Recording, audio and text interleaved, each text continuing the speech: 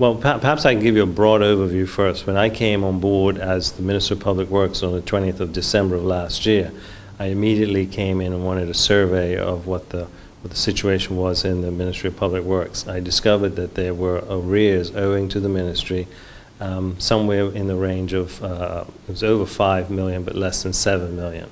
And these were arrears owing for water on the one hand. People bought water from us, which are both water truckers and private homes. And on the other hand, tipping at the various dumps. So, and there were people who had built up large arrears, and I've given an instruction to go out and to collect in these arrears as a matter of urgency.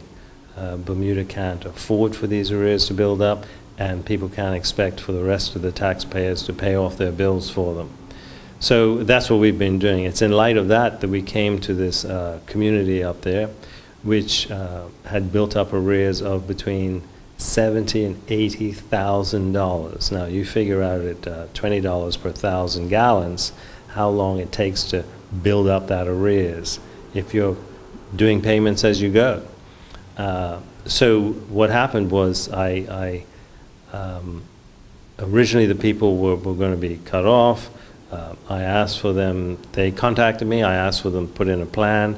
Ray Charlton was the OBA candidate for that area. I asked him to liaise with the residents to come up with a plan to fix the problem. They came up with a plan saying that they would pay, I think it was $1,000 off the arrears a month, which would take 70 or 80 months. You figure it out to pay the arrears if they could keep to the plan. I wasn't satisfied that they would be able to keep to the plan. So Ray Charlton came to see me with two ladies, I think a Miss Furbert and a Miss Foster, of the residents. At that time they told me that there were approximately 28 residences. Of the 28 residences, 10 were making contributions towards the water payment, and 18 approximately were not making any contribution. And they said actually since the water had been cut off, it had been helpful, because they had been able to get the non-contributing members to pink up some money to buy water, and they were having to buy water just as the rest of us do for $90 a 1,000 gallons.